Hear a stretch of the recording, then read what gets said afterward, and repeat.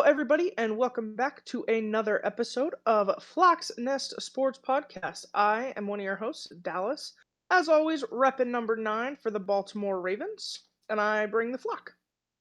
I'm Brendan. I'm the other half. Switching it up today, repping 55 of the Denver Nuggets, Dikembe Mutombo. Um, so I'm just going to start us off now in our breaking news. Sadly, the NBA legend, Denver Nugget legend, ambassador of the game, Dikembe Mutombo, sadly passed away yesterday at the age of 55 due to brain cancer. Huge loss to the NBA community, huge loss to the sports community. Um, an absolute legend, and I thought for that reason I would rep my Dikembe Mutombo jersey instead of Bobby Wagner. Yeah, no, definitely fitting for today, I think, just given the situation, really unfortunate for him and his family. Really unfortunate for sports fans and basketball fans in that community. We talk about so often how sports is a brotherhood and teams are a family, and so they're all feeling that, and just hopefully everybody can support each other and bring light to a horrible disease and putting as much research as we can into it. So yeah, shout out to him, and we love him, and we love that community. Yeah, and thoughts and prayers with his family. And then on to other basketball news. Um, the Minnesota Timberwolves and the New York Knicks made a blockbuster trade this week, and it has not been finalized per NBA rules. Um, that probably won't happen for another couple of days to a week. Um, I'm not entirely sure on a lot of that. NBA rules can be a little weird. Um, Complicated. yeah, and the trade is sending Carl Anthony Towns, the center for the Timberwolves, to the Knicks in exchange for Julius Randle, the center, Dante DiVincenzo, a shooting guard, and a first round pick. Um, The Knicks are also sending Daquan Jeffries and draft compensation to Charlotte to free up um, cap space so that they can actually have Towns on their team without being over the cap. Um, I don't know. It's interesting. I didn't expect Towns to go anywhere. No, this Uh, I don't. NBA kicks off in a few weeks. Yeah, I thought that shocked me. It really did. I get it. There's been both teams were kind of struggling with cap. Both teams were struggling with contracts. I know the Knicks really feel like they have a shot right now. So trying to bolster their team. But yeah, I was surprised the Wolves were willing to give up Towns when you consider where they were at last year and simply trying to progress. So I was shocked. yeah, and someone that's watched the NBA for a little bit longer, this really did come out of left field. Um, Towns had been with the Timberwolves since they drafted him. Um, and there just seemed to be nothing like that was like, yeah, this he wants out or the team isn't gonna stick with him. So this one was definitely out of left field for me. Um, and from a basketball standpoint, I think the Knicks won this trade so far. Just looking at Yeah. it outside. Um, for the Timberwolves, it doesn't make a ton of sense. I'm gonna be honest with you. Like you just went to the conference finals and went 7 games with Dallas, I believe. Yeah. And you're trading one of your best player. It just doesn't make a ton of sense. Um, but you know, Tim Conley is a very skilled GM. He did build the Nuggets team that won the championship a few years back. Hmm. Um, And then obviously he took over in Minnesota and built a team to beat the Nuggets team he built, which I think is kind of funny. Um, Yeah. and then he decided to undo that with this move, I feel like. Um, No, that's so fair. so it's just an interesting trade. I Well, and don't it's weird because like I feel like you do that if you think the Nuggets are gonna be worse. Like if you and think there's a chance you're not gonna see them in the playoffs, which is pretty insane. Like that's which the Nuggets will make the playoffs. I do think they're worse this year. like, Um, and that's fair, but they're gonna make the playoffs. That's but gonna be something you have to contend with. they have Nikola Jokic. Even if Like, we've already seen Nikola Jokic drag a team without his two star players to a playoff series before, it would not surprise me if he does it again if like they're just not playing well. Like yeah, no, definitely, yeah. It's weird. It's interesting. Um, I feel like the NBA. I don't know. They're always good at those off the wall, what the hell trades. So yeah, we'll see. Like I said, they kick off in a couple of weeks, so should be good. It'll be it'll be good to see. Good to have yeah, something definitely be another interesting. sport on that we're actively watching. Especially since on to WNBA news. Mild. It's not really breaking news. It's just news. WNBA finals are going. By the time this video comes out, there will be a winner probably, but it is game 2 of the final. New York Liberty versus the Las Vegas Aces. Pretty much what I expected. Every team is playing really well. They're giving it their all. I'm loving seeing it. The ratings are through the roof. Even with Caitlyn being out, the finals have still garnered a lot of reviews, so that's good for the sport. Um, yeah, they're going into game 2 tonight. I do think more than likely that will wrap it up. There is a chance the Aces force a game 3, but I'm not gonna hang my hat on it. Fair enough. Do you want to do some Ravens versus Bills? Woo-hoo-hoo, I'm gonna cook. I am Well, gonna cook. I'm glad gonna someone try was happy.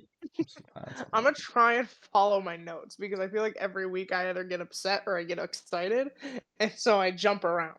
So I'm gonna try and stay calm and cohesively discuss the demolishing that the Baltimore Ravens gave the Buffalo Bills and how phenomenal it was. I want to start with one thing though before I get into the minutia of the game. One, I have never been the person, and I feel like I keep saying this, but these are the things that bother me. I'm never the person that cares about penalties. If there's a penalty on the play, call it. There's a flag, throw it. What I am not okay with is refs making stupid decisions when it wasn't necessary and it's inconsistent. Week 1, so no, let's back up. 3 people on a team are allowed to call a timeout. The head coach, the quarterback, and the play caller for the defense, whoever's wearing the green dot.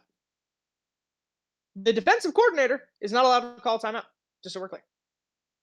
So week 1, when Steve Spagnuolo for the Chiefs called a timeout that should have been ignored or it should have been a penalty, the ref went, screw it, you're the Chiefs, we'll let you have it. Sunday night, when the Baltimore Ravens and the Buffalo Bills are getting ready to go in halftime, if you're unclear, if you're not sure about the rule, because you're within the 2-minute warning, an injury counts as a timeout against your team. It's to avoid defenses trying to take a break, it's to avoid any kind of flopping. It's to make sure the clock keeps running, the game moves forward, all of these things. Buffalo called a timeout. and then Marlon Humphrey went down. So both McDermott and Harbaugh were confused of who gets charged the timeout. No clarification was given, but randomly the refs go, okay, the Baltimore Ravens are charged timeout, and they put the Bills timeout back on the board and resume play.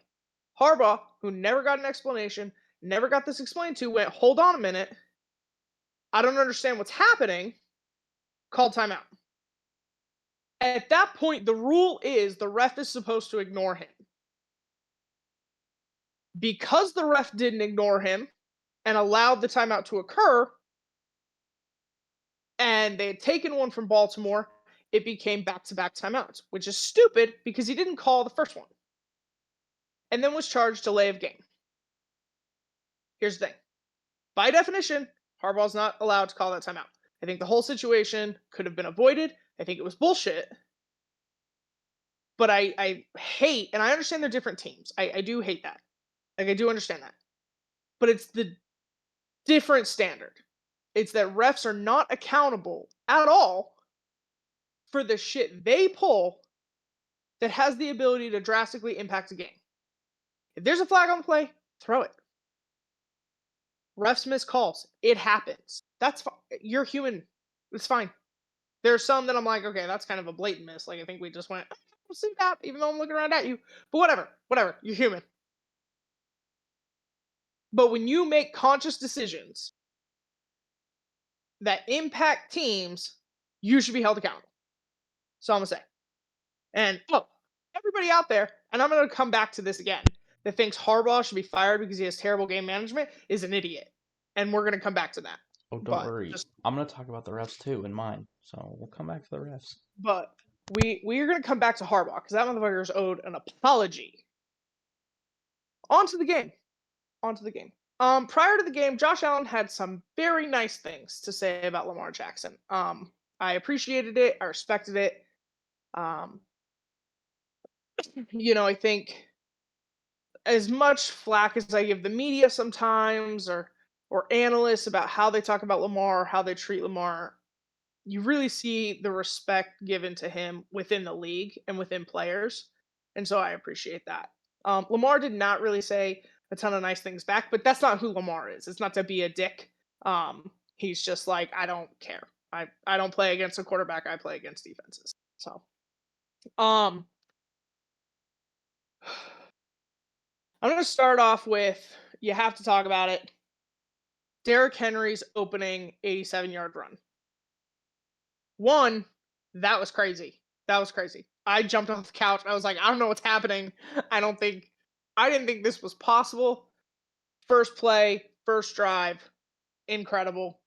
Um, he was, I think it's point 0.1 seconds slower than Xavier Worthy, the new extremely fast wide receiver on the Chiefs. So, for everybody's concerns, I think even some of my concerns about his age and his ability to do things, I mean, he made three guys 7 years younger than him just look slow as shit. I felt really bad for DeMar Hamlin. They were talking about it on the broadcast, how everyone was really excited for him, now that he's a starter. And to just go out there and have that be kind of your first shot, I felt really bad. But I loved it. I bowed down to the king. I was like, all right, cool. This is where it's at. I was a little concerned. Following that, I was like, man, I don't know. Defense might be a little tired, but they powered through. We're going to stick with the offense. The offensive line did have some shuffling with Voorhees out. So they had Makari in at left guard, which put Rosengarten in at right tackle and Falele in. For all the shuffling and all the things they've gone through and how young they are, they played phenomenally. They had some penalties, they had some holding stuff, but they blocked really well, opened a lot of lanes for the run game. Henry just had holes to work with. So did Lamar. So did Hill. They played great. They gave up the one sack. It was the one time Buffalo showed blitz and they brought it, and then Lamar just wasn't quite paying attention when the defender came up at him. So I don't really blame the O line for that one. Neither did Lamar. but they played so well. Yeah, in the second half, you had a few penalties, you had some holding. I think they had one false start. But to see this unit come together with all of the adversity they've had, the injuries they've had, just everything, it was so great to see. This is who they could be. And if they can keep it up, I will be interested to see if they make changes when Voorhees comes back, given I think this is like the best offensive line play they've had all year. So keep an eye on that. Offense, just Lamar and his wide receivers, they played great. Bateman had some catches, Zay had catches. Hill did great things with screen passes in the backfield. I think Hill is a really underrated offensive player on the Ravens. He so often falls to the number 3 slot in the running back room that he doesn't always get the credit, but he's almost never hurt. He plays really consistent, really tough football. He's always up for whatever the Ravens ask of him. It was just incredible. Mark had the one target and the one drop. I I'm not calling this indicative of Mark or even who the Ravens are. It's just kind of how the game is going. Lamar has never been somebody that feels like he has to feed somebody.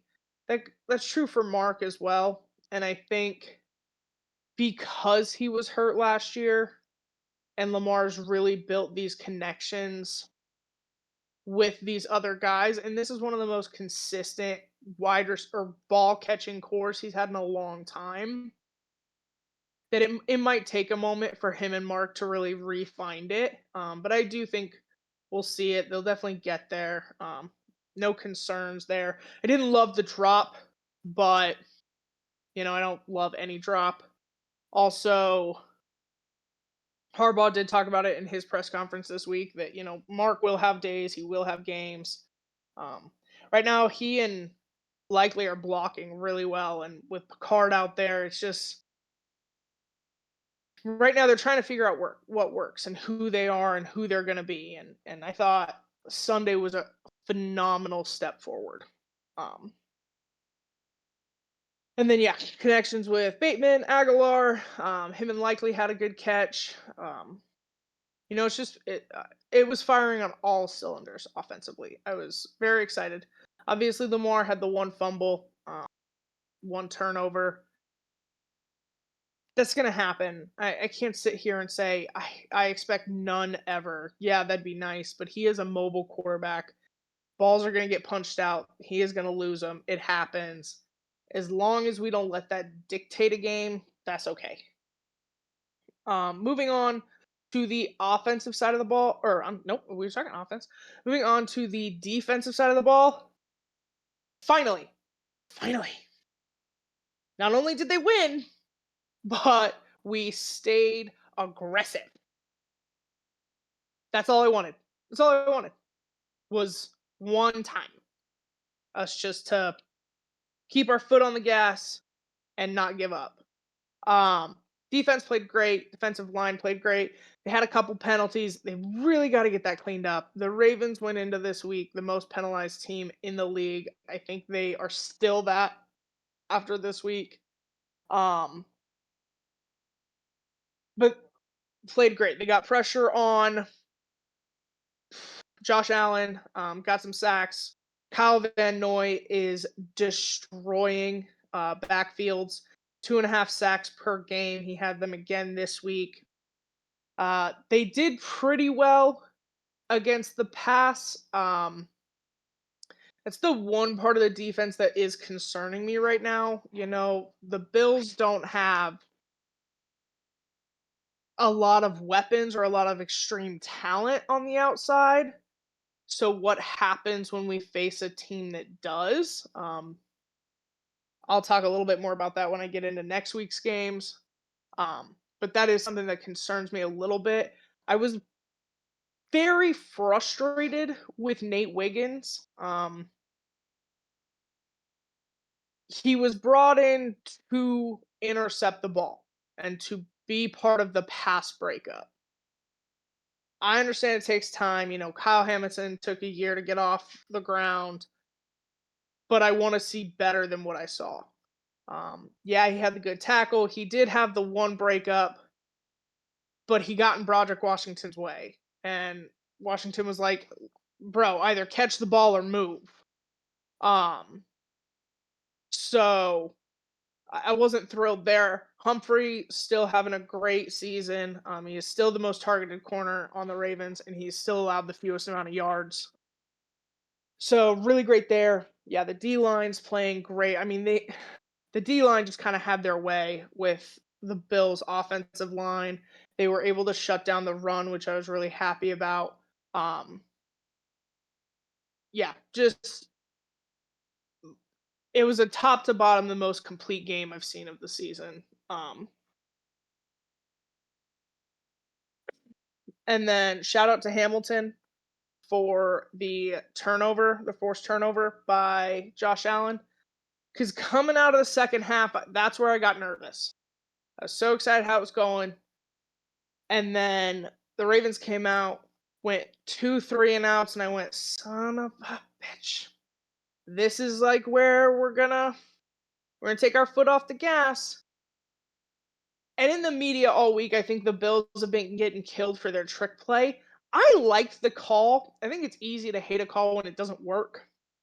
But when you're down 21-10 and you just can't get anything going on either side of the ball, try something. Like maybe if we throw a trick play out there, confuse the defense a little bit, we can get something going. I like the call. It didn't work out. It worked for the Ravens. So that was exciting. And then you really felt the momentum shift back. There was that brief like 4 minute period. I was like, crap. Got it back, and yeah, just continued to annihilate. Derrick Henry finished the night with 199 yards. It tried really, really hard to get him that last yard. It would have marked his seventh game of 200 rushing yards, which would be an NFL record. Sh- Right now, he's tied at 6. Shouldn't have Um, fumbled on and the they, goal line. um, but they tried. They tried really hard to get him that last one. They just couldn't get it done.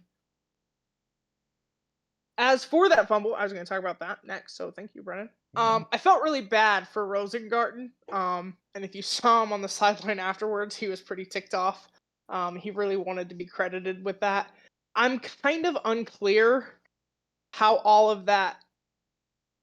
You see Rosengarten fall on it. It kind of looks like a Bills player ripped it out, and then Picard might have gotten it. I'm a little unsure what that happened there. Obviously, there are no cameras underneath them. You probably wouldn't be able to see anyway.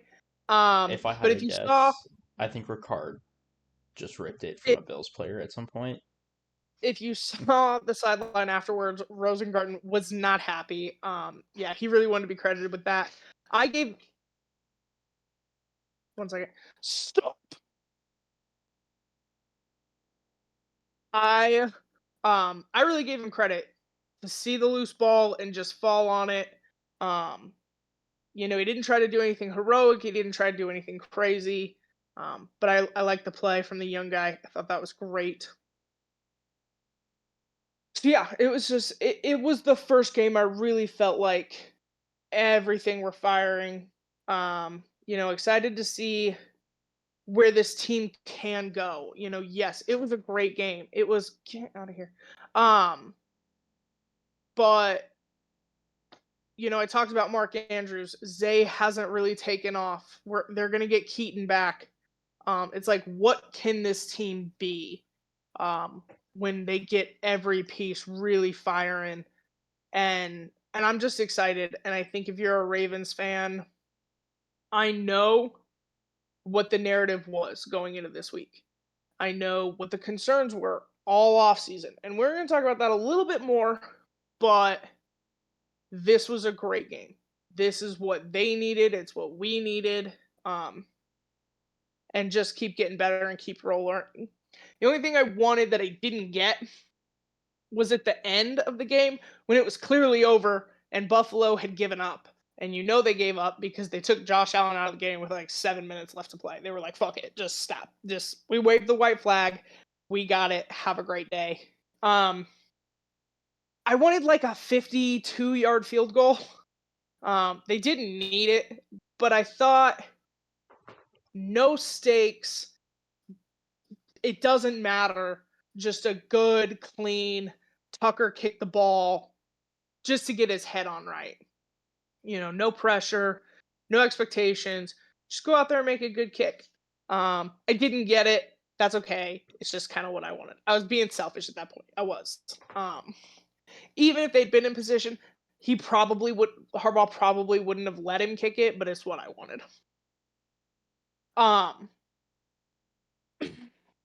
As for the narrative that's followed this week, it's been one of two things. So either everyone's like, "Oh, the Ravens are back to being the best team in the league," or, "Well, the Bills just had a bad day." I think both are extremes on one end or the other. The Ravens played really well. I'm really excited about it. They have to get better. There are still things they have to clean up. There are still things they have to improve on. The pass defense is one of them. They have to clean up the penalties. This is a taste of who they can be. And I am very excited for who they can be. And I have all the faith in the world. Let's not overreact to one great win. Now, the thing I will say, they don't often blow out the AFC. They usually reserve that for the NFC. So that was exciting. I think it was a great testament. I think it was a great win. I think it showed they know who they are. They know what their identity is. They just have to be able to execute. The Ravens are still the Ravens. They do still have struggles. They do still have things they're not the best at. Maintaining fourth quarter leads. What do they do in the playoffs? There are still questions. So this is absolutely zero reason for them to be number one on everyone's power ranking. Like, let's calm down. This was also not just a bad game by the Bills. Okay? I had questions about who the Bills would be coming into the season. They lost a lot of pieces offensively and defensively. Josh Allen is hurt right now. We took note of that. His left hand is still hurt. And he's not throwing the whole ball a ton. Or the ball a whole ton. They're trying to let him run it more, and when you play the Ravens, who have a great run defense, that's hard to do. But this year, while I understand everyone wanted to crown him the MVP, and everyone wanted to make the Bills the best team in the league, when you beat up on bad teams, we have to minimize our expectation. We have to be realistic with what we're seeing. If you go out there and you beat the crap out of Jacksonville, that doesn't make you a Super Bowl winner. It means Jacksonville is terrible. If you go out there and you beat the crap out of Arizona, they're not a good team. I'm sorry. I'm sorry if you're fans of those teams. One of you, I think, is going to have a coaching change here real soon. But you don't get extra credit for beating up on bad teams. That's just fact. So the fact that you came into Baltimore and kind of had your doors blown off, that's probably a back to reality situation. No, I don't think it was a fluke. No, I don't think they're terrible. I don't think they're the worst team in the league.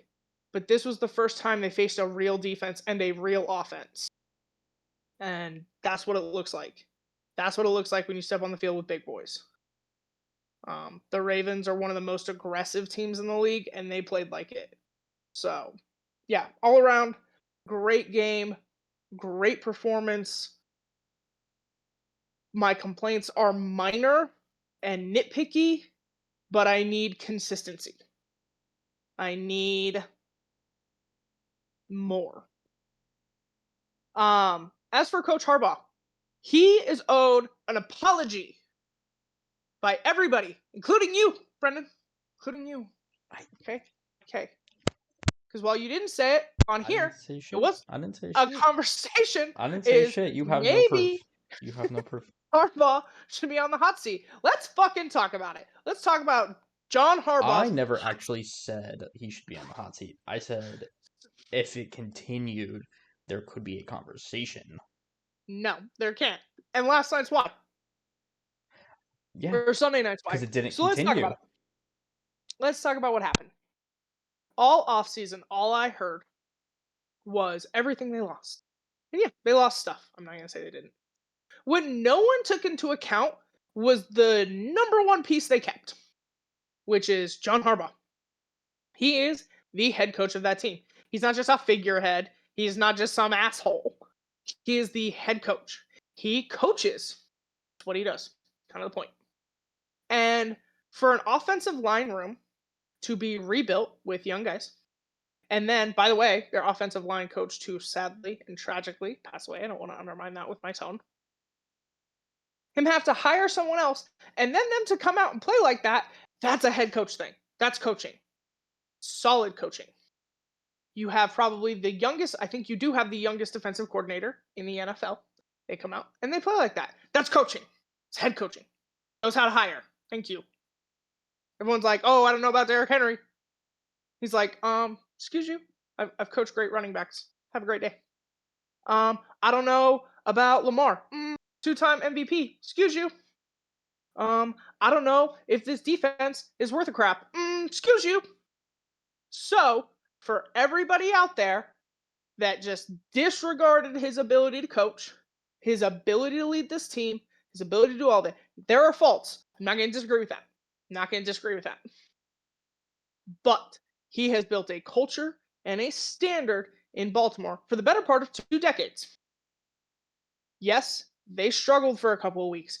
It takes a couple of weeks to rebuild things. Takes a couple of weeks to work on some things. I heard a great take. I appreciated it. I'm throwing things. I'm sorry. None of their starters played in the preseason. Now I disagree with the point, but they didn't. So it took them 3 weeks or a preseason to get some things figured out. They look really well. I want them to continue. I do think they have things to work on, but they have one of the best head coaches in the NFL. So they will do that. Thank you. Always in contention for the AFC North, always in contention for the conference title, and always in the playoffs. That is who he is. That. Can't win a playoff You game. people owe him an apology. What? What'd you say? Him and Lamar Yeah. can't win playoff games. Okay. Who else is winning playoffs games except for the Chiefs? Who? The Bengals beat the Chiefs. Oh my God. One time, and now they can't stay healthy. Now they're 1-3. Come at me about the Bengals, who are going to have their crap rocked next week, by the way. You still can't win a playoff game. That's okay. I'm okay with that. We won. We won a playoff game last year. Suck it. Against the Texans. Let's talk about your team. Let's do that. Well, let's do it. Because honestly, they didn't deserve to lose that game. Okay. Full disclosure before you get into it. I was watching the Dolphins game. And then you texted me. So I put it on. And then you were like, I'm not paying attention anymore. So I went, screw that. If he's not watching it, neither am I. So I turned it off. I ended up paying attention to it. Because every I time watched it was the one of those very end. it was one of those games. Every time I was like, it's over and turn it off. Or I'm gonna do my homework and not pay attention. They do something. And I'd be like, they're back in it. Because at one point, I'm like, they're down by 7 in the fourth Yeah. quarter. What the fuck happened? And then they'd do something. Yeah. And I'd be like, oh, okay, never mind. Yeah. They did not deserve to. I stand by this take. Okay. If you look at the stats, I was going to do this at the end, but now I feel like compelled to do it now. If you look at base stats, total yards, first downs, passing, All of it. rushing, time of possession, third down efficiency, if you just look at all of it, Seattle won in every single category. Third down efficiency, they were tied actually at 50%. Okay. First downs, Seattle had 38 compared to Detroit's 21. My God. Yeah, 38's a record, by the way. Or is the first time in like, I think 40 is the It has record. to be. That's like No, so high. 40 is the record. I think this is the first time in like 50 years, though, a team's gotten into the 38 range. Total plays, Seattle had 78 compared to Detroit's 50.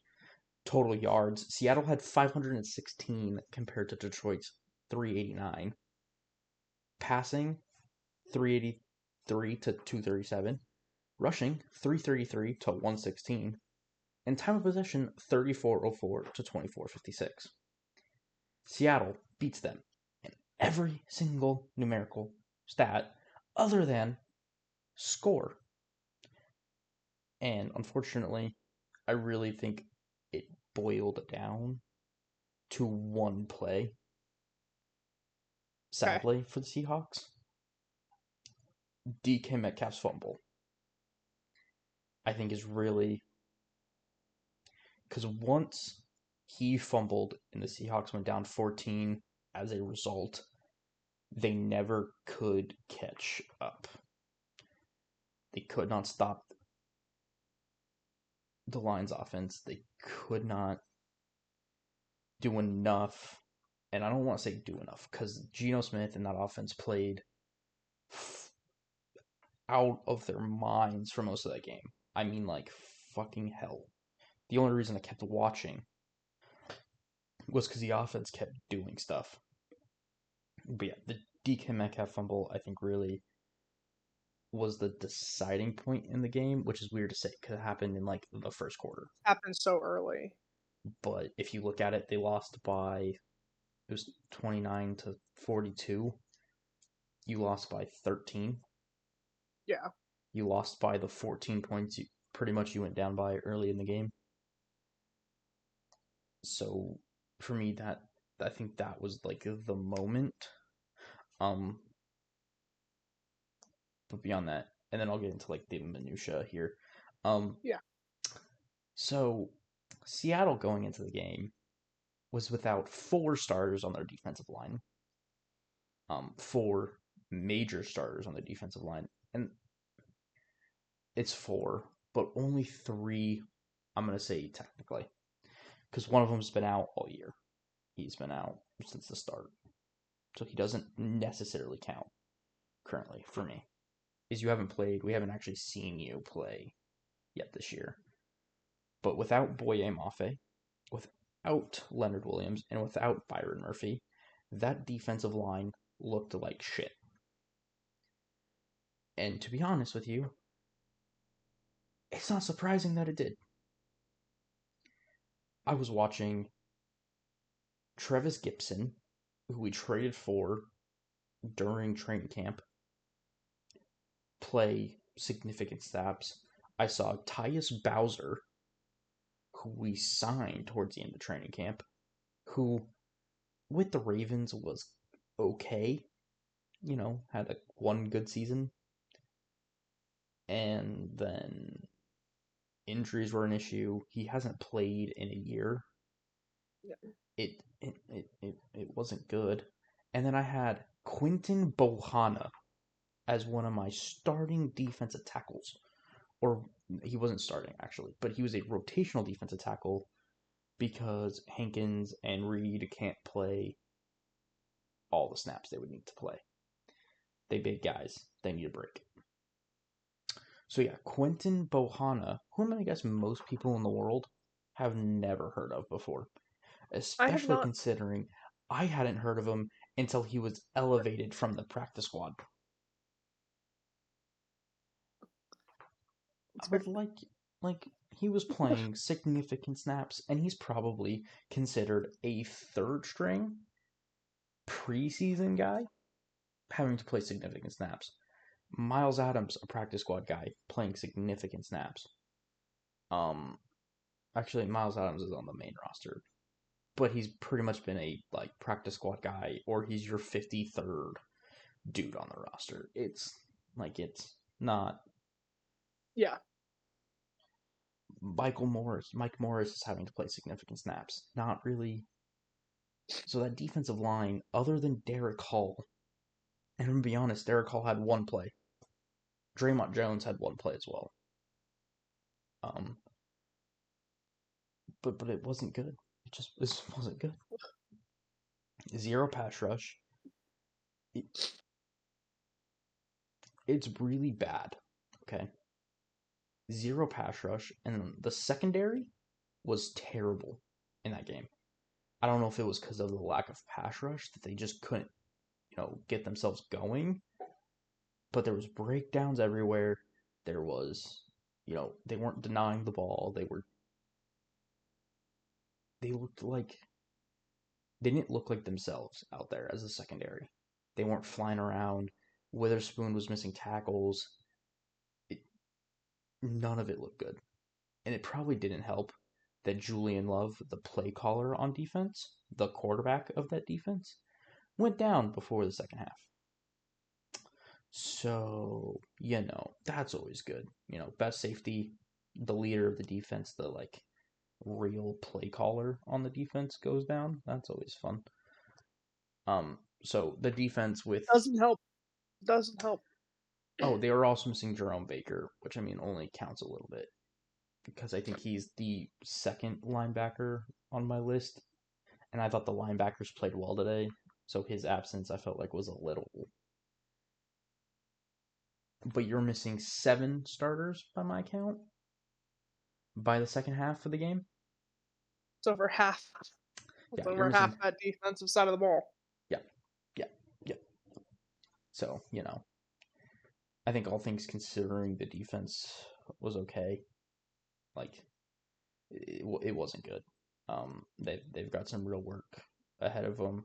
Thankfully, I think McDonald. Um, I haven't listened to his post game press conference yet. I was very tired last night and decided to just sleep. Um, That's fair. so I want to go back and listen to it. I have seen some of the quotes from it. And based on other press conferences he's done, I think he's gonna attack this with the right mentality of this was shit, y'all are shit, get your shit together type approach.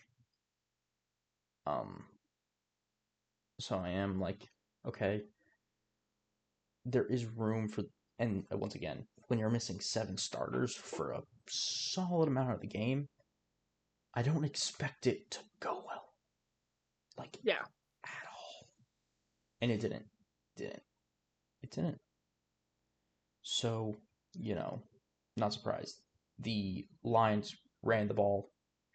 When I looked at the stats and only saw they had 116 yards, I was a little bit Yeah. that seems wrong. And then I went back, and that's what every single like ESPN has them listed as that. The NFL has them listed as that. Every stat site has them listed at that yardage. So I'm like, okay, it's right. I It's think it. real. It's just weird. I just think they had the way of every time they ran the ball, they got what they needed. So it just felt like they had so Yeah. many rushing yards because the defense just couldn't stop it. Montgomery was tearing them apart. Gibbs was tearing them apart. I think they both ended up with a touchdown. Gibbs had 2, I think. Yeah, Gibbs had 2. They could do pretty much everything. And then the stat that just pisses me off to no end because again, the defensive line was injured, but the secondary wasn't until Love went down. Was Goff went 18 for 18, was Hmm. literally perfect. Perfect. The Yeah. only time this has ever happened. Yeah. I did see that at the end. I was like, So, that's always fun to be on the wrong side of history. Just great. No, just great. Um, I guess I'll stop bashing the defense now. Get into a little more positive. Because the offense, man, they kept us in the game. Without the offense, this game would have ended 42 to 4. It like the defense couldn't stop shit, but the offense kept going out there, kept responding, and kept playing really good football. Geno Smith, I think, had the best game of his career. Only had 1 passing touchdown, but I don't really think that was his fault. Once they would get down to the goal line and just give it to Walker. Walker also had a 10-yard rushing touchdown. So when Walker has 3 touchdowns, the team wins. Like, they're Yeah. fine with that. But he passed for 495 yards. The touchdown ended up having the interception at the end of the game. To me, I'm like, one, it was a fucking hell of a catch from the safety. Two, you're trying to score. You're trying to get the ball in the end zone. That way you give yourself enough time to maybe get the onside kick and do it all Yeah. over again. Um, so I thought Gino played phenomenally. He was really keeping us in the game. His pocket presence was on point. He was throwing darts. I mean, it was fantastic. Best game of his career. I thought this was the best game Seattle's offenses played all year, and I think it was telling that it happened when Kenneth Walker came back. Because man, he looked different. He was fast. This team looks different when he's in the game. It's incredible. He's just a game changer in my opinion. Um, so for him to come out here after his injury and looked like nothing happened, 3 touchdowns, incredible. Um, I think him and Gino get my joint player of the game. I cannot deny Walker's 3 touchdowns, but I also cannot deny Gino's just incredible game of Yeah. all the yardage, all um the touchdown again through an interception. Don't really hold that against him that much. So I just thought it was a great game from him. And then on the defensive side, I'm saying there are no defensive players in the game. They all sucked. They all. If I had to pick one, I'd probably go. I seriously can't even pick one. They all had issues. They all had problems. Um, That's fair. no one played well. Derek Hall had a sack, which I guess me and you both had the same thing of it happened. He grabbed the quarterback by the horse collar. And I was like, That I was think, that was the one I saw. That's the one I was talking yeah, I about. know. That's why I was I like, me asked and you. you. Yeah. Oh, yeah. Because I'm like, I thought it was, you just can't grab the jersey. So I was like, if you grab their pads as well, it's fine. You looked it up. It's actually, if you're in the pocket, if it's a quarterback in the pocket or a player in the tackle box, it's allowed, which I think is weird. I That's think it's crazy. And you can grab the pad according to the rule. But that's like a horse it's collar, just a like that's weird. It's there just for like that's a safety rule. I'm Like just it's not to I, be like, oh, one of you gets an advantage. It's a safety thing, so I'm surprised it's allowed at all. The I'm just yeah. I only thought was confused. I could have is if you're in the pocket or you're in the tackle box, you're not running and therefore have no momentum. Yeah, because he So if you're was grabbed standing there, still. like that's the idea is if you're in theory, but like that still feels dicey. But that's the rule, I guess. I don't know. I Yeah, had multiple times last night where I was hearing rules come up that I was like, I don't know what's happening. I'm so confused. And I yeah. do a sports That that podcast for that one Christ's was sake. definitely one. And then I also forgot to mention the offensive line. I thought played pretty well. Aiden Hutchinson had a 007 kind of game.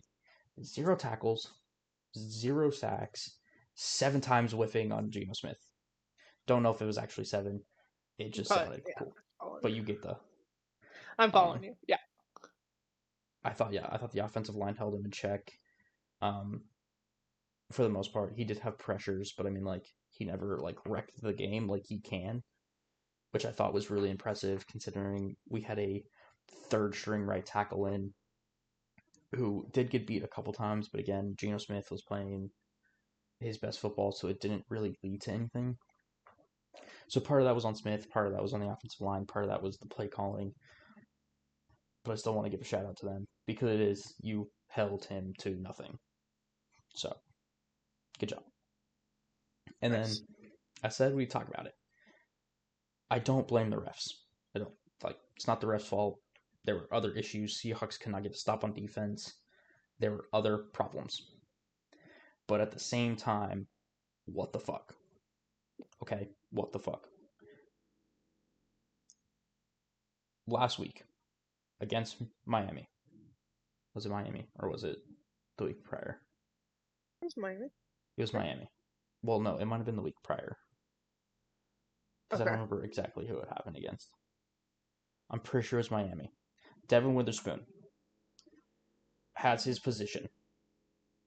The offensive player runs straight into him, blocks him, and continues on his route. Witherspoon is called for illegal contact. He hits him too early. Whatever. It's a ticky-tack call. Whatever. It was one call. This week, Tyler Lockett, a vet in the league, a longtime wide receiver, is running a route. Runs into the defender.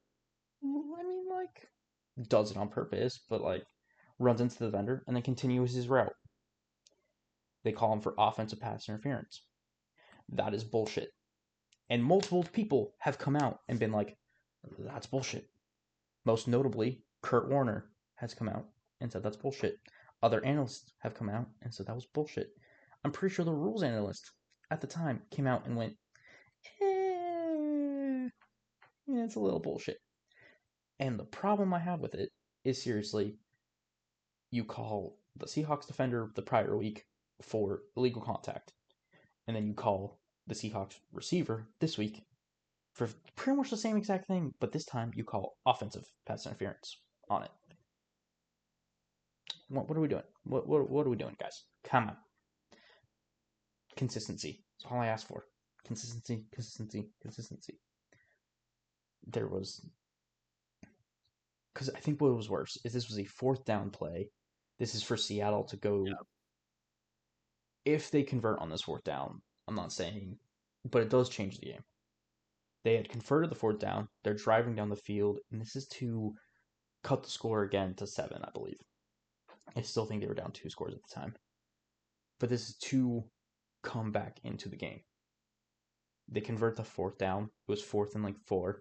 This penalty backs up to 4th and like 14. They have to punt. An inconsistent call that leads to Seattle's punt and takes away a possible scoring chance for them. Yeah. Not a huge fan. Thought it was bullshit. And then, that wasn't even the worst call of the game. That's what bothered me. Wasn't the worst call of the game. Well, I think it was the worst call. I think the other Nope. one's the No. worst no No. call. No. There's still a worse call. Okay. And that's next. Tell me. The 2-point try Seattle went for in, I believe, the third quarter. Thought it was a weird choice. Analytics does tell you to go for it, because then if you get it, you kick a field goal or you kick a PAT the next touchdown, and you're leading rather than tied. Yeah. So I do get it. And I actually kind of liked it in a way of we're trying to be aggressive. The first one, where DK Metcalf doesn't catch the ball, is ruled out of bounds, but they call it pass interference. He caught it. It's in bounds. The refs go to McDonald and go, we reviewed it. He's out of bounds. If you watch it again on replay, they slow it down. They show it. The rules analyst goes, he's in bounds. That should have been a catch. That should have been converted 2-point try. The booth should have sat there and went, good. It wasn't. And the refs went to McDonald, because this is one quote I saw from his post-game press conference was, they were like, yeah, they went up to me and were like, we reviewed it, or it was reviewed and determined it was incomplete. It wasn't. It was a catch. Knee was in bounds. Control of the ball. What the fuck are we doing here, guys? Either you didn't review it and you lied to the head coach, which is bullshit, or you reviewed it and y'all are idiots. Because his knee's in bounds, clearly, and he has control of the ball, clearly. I'm not saying that would have changed anything. They still would have been down a score. It still would have lost by 2 scores at that point. But, like, come on. And then, possibly the worst, it was a no call, you are right, but possibly the worst thing I saw all game was DK Metcalf get assaulted in the end zone and nothing happened. Ref standing right there. Yeah. Just watched whatever the Lions player it was straight up tackle him in the end zone. And the issue I have with this is if that was the Kansas City Chiefs, they get the call. All day long. All day long. We watched it in the Chiefs Yeah. Bengals game. Guy was a little early to the ball. Flag, pass interference. Chiefs win. Another key moment in the game. Seahawks could put the game within reach.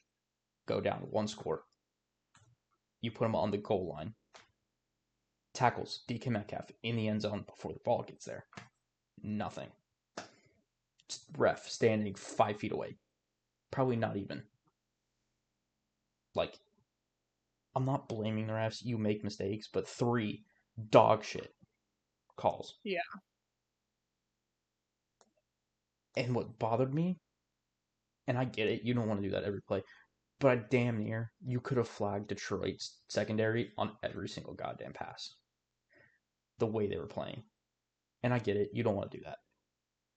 But come the fuck on. Call the obvious ones. Call Well, and DK Metcalf getting tackled in the fucking end zone. it's shitty, but if you call a couple in the beginning, it goes away. Like eventually they'll stop doing it. We've talked about this. We don't like blaming the refs, but there has to be some kind of accountability. Like if you don't see something, fine, but you're staring at DK. Yeah. And then he comes over to talk to you to be like, "Come on, man, like you saw it. Like you saw that." And the ref blows him off. He's like, "Nah, that's not it." Like, what? Like there's just no accountability. And it's hard. I think it's harder when there's a team in the league that catches every break with every penalty.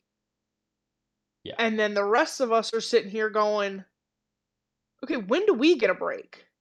When do you call the game changing shit in our favor?" And it's happening. It's not like I'm asking you to pull crap out of your ass Yeah. Like and it was lie. clearly pass interference.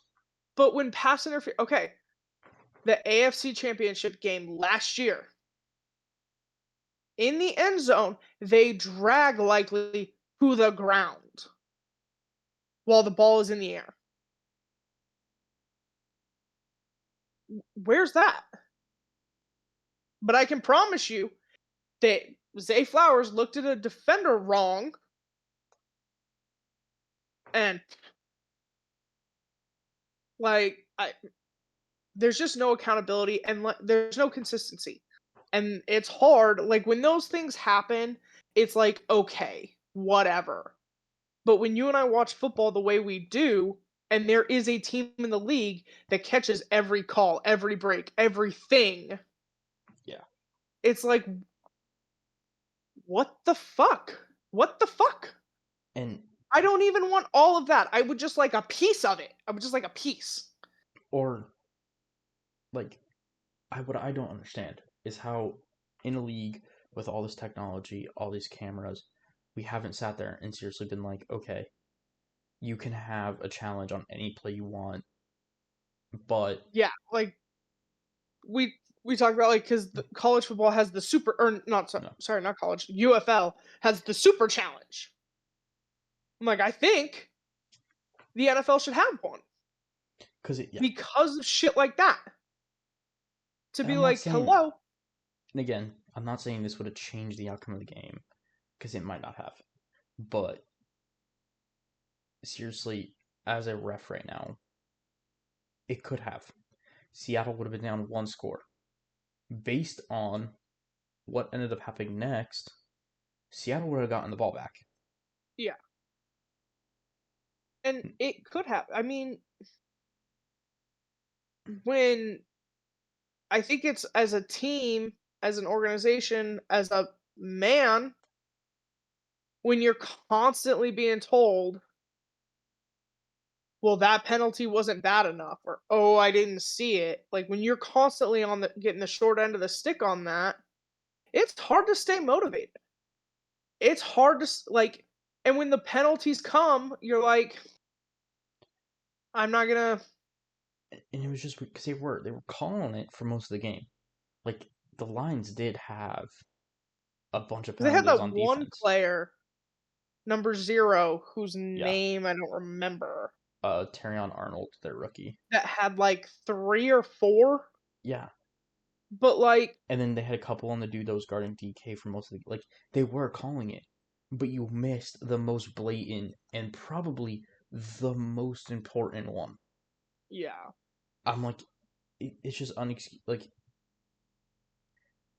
refs need accountability, and it drives me crazy because seriously, the consistency around the league is just not. It's just not there, and that's yeah, the issue. I don't want to blame the refs. Seattle had other issues in the game, but if you look at it around the league, the calls certain teams are getting, the calls other teams aren't. It's ridiculous. You yeah. gotta. Well, and then I think you and I talked about it. I know I talked about it with some. I don't talk with them about football. I talk at them about football. Um, but I think you and I were on the phone at this point. I don't remember. I don't know until you said it. But it might have even been last week. I'm so I just need sorry you to to say our it. I know. I'm so sorry to our viewers because I'm gonna screw this up. There was a play, they called an offensive player for a face mask. Oh yeah, it was the And it was Giants defensive. Cowboys. Yeah. Oh yeah. They called the Giants killing their drive for a face mask. And it was very clearly the Lions player that grabbed, Cowboys. or not the Lions, the Cowboys player that grabbed the face mask. It's like, what the Yeah. like, It, like, did you, what happened? Like, there has to be something for blatant misses or extreme fuck ups. yeah. I, it drove me crazy watching the game. Again, don't blame the refs, but like seriously, come the fuck on. They didn't help. No. Didn't help. They definitely hurt the game. Whether or not it would have been different, there's no way of knowing. But you definitely impacted the game negatively. Yeah. Onto injury news because there is a lot of it. Because fuck me. Um, Julian Love left the game, thigh contusion. Not really sure his status other than that. Thankfully the word contusion is nice. That just means bruise. So hopefully it's just a bruised leg. They kind of were like, well, our defense is already fucked. Might as well save you. Make sure you're good to go for other games. Because the schedule makers did Seattle no favors, but I'll get to that in a second. Byron Murphy did not play hamstring. I don't think he'll be back for a couple games. We'll see. And Wosu did not play with the sprained knee. I think he'll probably be back next game. He started practicing this week. Kind of thought he'd be ready for this game. I think they're just gonna give him one more week, make sure it's all good, and get him out there. Boye Mafe did not play, knee injury. Not really sure what it is. I do know it was something that happened during the Broncos game, and it was re-aggravated during the Dolphins game when he was illegally chop blocked, no flag on the play. To continue the like bullshit. Um, so I don't know really his status. Other than he did not play this game. Don't know if he'll be back soon. Leonard Williams did not play, rib injury. This one I think he'll be back for the Giants game if I had to guess. Um, he was seemed like he was practicing during the week. I think this is another one they were just like, all right, 1 week, and he'll be back out there. And then Jerome Baker did not play with the hamstring injury he's had since training camp. Um, I think they might just sit him for a couple games, make sure that hamstring is fully healed, because it just seems like every game he's just re-aggravated it, which is easy to do with the hamstring. So if I had to guess, they might just sit him for a couple of weeks, make sure it's right, gets right, and it's good. But that's it. Unfortunately, that is 1, 2, 3, 4, 5, 6. key starters on defense that are not playing, um, or that didn't finish the game, didn't play the game, might not be playing next week. Not great in the injury world for Seattle. Um, Especially because the second stringers did not come in and look good. Um, your like usual suspects, I thought played all right on the defensive line. Derek Hall, I thought looked okay at times. Um, Draymond Jones, I thought looked okay. Had the safety, good play there, but the interior I thought was lacking a lot of oomph. Um, and then the secondary looked like shit.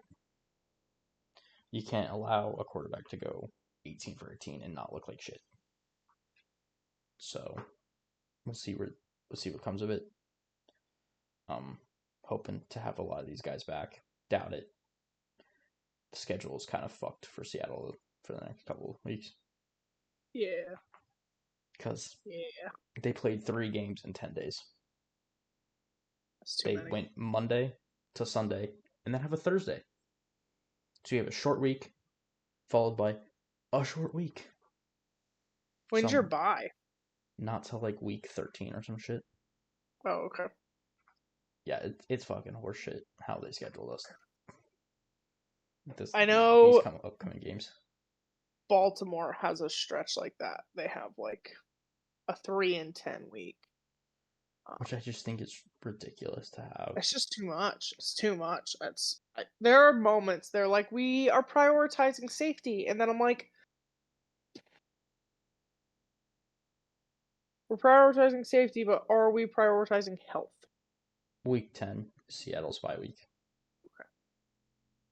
Um. So just quickly, again, I didn't watch a ton of the game. I watched a little bit, like I would say a quarter, like the second quarter, and then the last like two drives. Um, I felt like as a uninvested third party that Gino's second to last drive, he really wanted to throw an interception. Like I He was felt just like trying to force every it. and and that's but I was like, let's maybe calm down. Maybe we get Walker in there. They didn't do it. And At then that that point, final drive, the interception did come, and I was like, that was my concern. Um, yeah, the honestly, defense I wasn't wasn't. great. At that point, the game was over. I No, like figured it was over, your but you best chance still was to get that touchdown. Oh like no, straight up, they had like 50 seconds left. If they don't get the touchdown there, they don't stand a chance. no, and I knew that, but I was like, we could still calm down. Like we don't Eh, have to put the ball in harm's way. eh. Um, it's a note. Just chill. Just chill. We all heard about your defensive struggles. Um, but I thought for the most part the offense played really well. Obviously, the defense wasn't great. I enjoyed, as once again a non-invested third party, uh, Jared Goff's receiving touchdown. I was like, what the hell? Like, has he ever even done that before? But yeah, it. I can confirm he has caught a pass in the NFL before. I did. I looked it up. I was curious. Not a touchdown, but he has caught a pass. I think it'll be interesting to see how McDonald tries to get your guys to rally after this. This is the moment That defines a that head coach. makes Yeah, that define a head coach and who you're gonna be and what you're gonna be to a team and how you rally guys. but So it'll be thankfully, interesting. once we get to like our preview, I'll kind of talk about that. Um, alrighty. Well, I led you. I did want to real fast. I'm not gonna get into injuries because we didn't really have any during the game. We do have some two pieces, but I'll talk about those. We do a preview for next week. Uh, my offensive player of the game, far and away, Derrick Henry. Uh, it can't not be. It's just it can't. I contemplated making it someone on the O line, but it's Derrick Henry. Defensive player of the game, it's Van Noy. On to our games of the week. Uh, I had Green Bay versus Minnesota. There was definitely a good portion of that game where I went, damn, I chose wrong. Boring ass game. I also would like it noted, I picked this game not knowing Jordan Love was gonna start.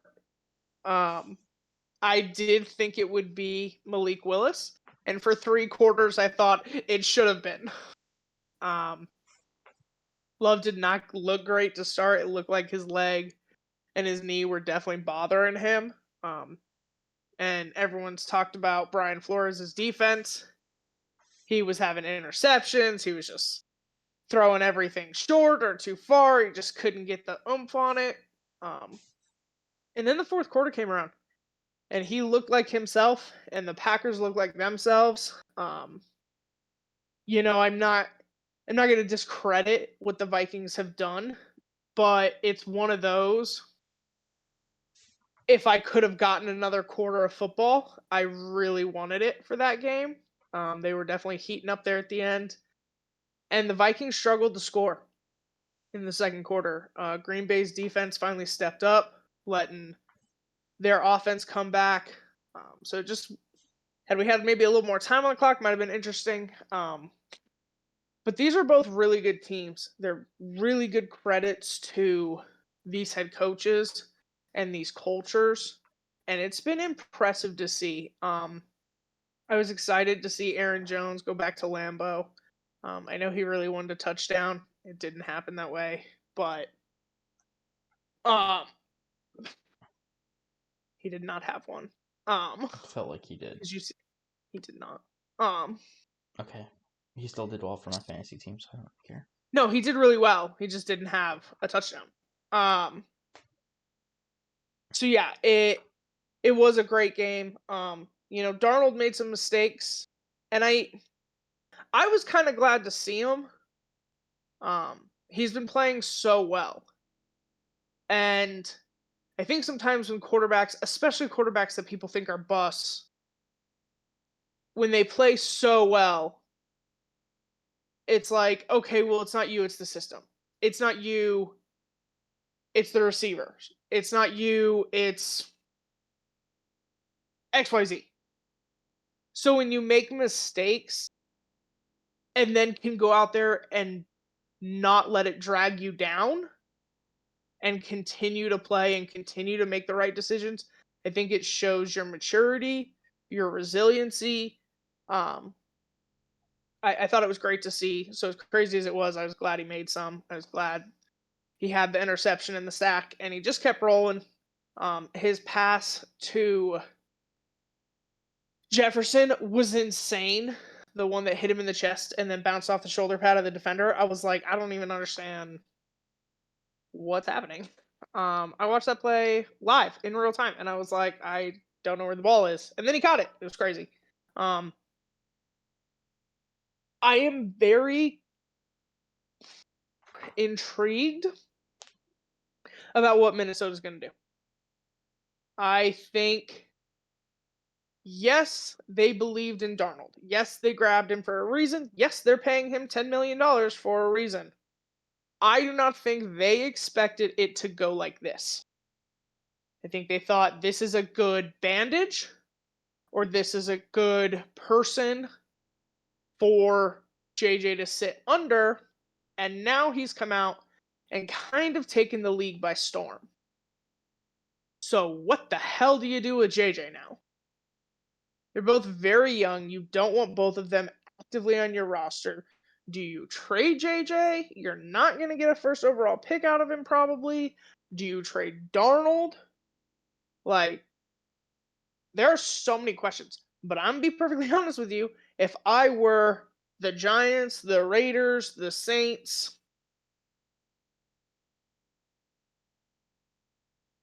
the Titans, I would be making a phone call this offseason. I would say, fuck the draft and be like, which one's available? What are we doing? What's the, what, who, how, why, when, how much? Um, The nice thing for these teams is Darnold's only on a 1 year deal. yeah, So, not saying that he doesn't re-sign in Minnesota. I just don't think that's likely. but I don't think if I were Darnold, I'd wait. You know, like see what's out there to start because I think if you re-sign with Minnesota, there's a good chance you don't. I don't know. I would It just there's so I just don't. I don't know what Minnesota's going to do. Very excited. I really think we need to stop calling team or players bust when they play for terrible teams. You can't know that. The Jets are a fucking train wreck, and we're going to talk about them, I assure you, later. But when teams look like that and they're that bad, how can you sit there and say a quarterback or anything is not good? You don't know that. You people suck and clearly don't know what you're doing. Clearly. It's not good. Should oh have yeah. won Sunday. You didn't. So, and the Panthers, like, what the hell is that? And that's, by the way, is who Sam Darnold has played for. The Jets and the Panthers. Spent like half a season. No, He spent spent a a whole year in with San 49. Yeah, Francisco. but back to So Purdy. So you you know. got an offensive coordinator, got to chill out, got to learn some stuff, and then you went to another Shanahan offense with a quarterback centered coach, and you're playing really well. Yeah, So maybe it's not you. Maybe you're not the problem. It's crazy. It's crazy that maybe as a quarterback coming into the league, you need a competent head coach and a halfway not shit show franchise. It's crazy. you know, the It's Jets. crazy. Put The Patrick Jets. Mahomes on the goddamn Jets and tell me there's 3 Super Bowl team. I don't think so. I don't You think so. know, it's bad when you have two of the best quarterbacks in the league right now. Where former Jets that Yeah, failed have now yeah, gone elsewhere and are lighting and that done shit well. up. And Baker was cut from the Panthers. Look at what he's doing. Yeah, You gonna blame Baker? You gonna tell me he's not a good quarterback? Shut up. You're stupid. You're stupid. Terrible franchises. Terrible. Historically. It's not like a new thing. It's not like, oh shit, now the Jets are bad. It's like, I can't even think of an example. They're just always bad. Always. Always. One Super Bowl. It's not good enough. Matt Ryan almost won a Super Bowl. Nick Foles won a Super Bowl. Let's talk about it. It's um, crazy. Crazy. Eli Manning has 2. Okay, let's be clear. Not a Hall of Fame quarterback that will go into the Hall of Fame. It's not. It yeah, happens. he will. No, he will. I said he will. I Oh, don't think his talent or his like uh, overall achievement is worthy of that, but he has 2 Super Bowls. He has to. how you said it did not Like, seem like right. it happens. I don't know. By all accounts, Jalen Hurts had no business being in a Super Bowl. He did. It happens. The Jets have one. Woohoo! Still a train wreck. That was also like a long time ago. I know. What I'm saying. What I'm Um, saying. all right, well, All right. Do you want to do your game of the week and then we can talk about all the yeah, cause I my game of the have week. some I thought of Okay, some fun names. all right, Let's sounds see good. what Um, happens. my game of the week once again sucked. Picked wrong again. Yeah. Cause it was not close. Washington destroyed Arizona. Um, I can't pick game of the weeks apparently. Shit. This week I'm picking it. I'm hoping it's actually a You blowout. you stole mine. I was like, I think that's what I'm gonna do. Oh, I think we both took the two. Gotcha. 'Cause That's if the only 2 worth of crap. Next yeah, week's not great. yeah, Washington, Arizona. I'm not gonna talk long about it because once again, Washington fucking demolished them. Jaden Daniels might be legit. Has looked great the last 2 games. Um, Granted, the Cardinals defense isn't that good, but once again, Daniels just looked good. Like it's just he Yeah. played really well. completed, I think, above 80% of his passes again, Hmm. um, which is just unreal. He's lighting it up. He's the by far the best rookie quarterback this year. Did end up throwing an interception, but it happens. Is what it is. Um, but man, he's looked good. He's looked good. Yeah. Commanders defense I thought played better, played well. Um, held a pretty decent Cardinals offense to not a ton of points. Um, I do have some things about that, but so yeah, overall I thought the Commanders played well. You could definitely see Dan Quinn is getting that team somewhere. I think they definitely found their future quarterback. It is still a little early to know for sure, but all signs are leading towards you did it. You got the guy. Um, so great job. On the Cardinals side of things, I'm gonna start with their offense. I've decided. Okay, Marvin Harrison is the best first quarter receiver in the league. After the first quarter, just disappears. Just nothing happens. Is that him or Kyler Murray? I don't know which it is. Okay. I think it's a bit of both. But if you watch it, man, if you watch it, first quarter gets a touchdown, has good yardage, and then his stats stay the same throughout the whole game. And you watch him, and it's like he's not necessarily open a ton. Murray's not finding him. It's just a bunch of shit. But I'm like, okay, you're good for a quarter, but Malik Neighbors is out here with Daniel Jones and is Yeah. playing great football for 4 quarters. You have the best receivers in the league are all dominating for 4 quarters. Man, you need to start. You can't be a number one wide receiver in the league and play one quarter of football. You Yeah, can't. Like, I don't think you can be anything in the league as a starter and play one quarter and be like, that's good enough. yeah. Like, it's not. And You once won't again, win that way. rookie year, 4 weeks in has been okay. But even in the game, we were all like, oh, this is Marvin Harrison's like coming out party. He only played for one, like the two Yeah. touchdowns and all the yardage were in 1 quarter of football, and it was a great quarter. But then you disappeared off the face of the earth.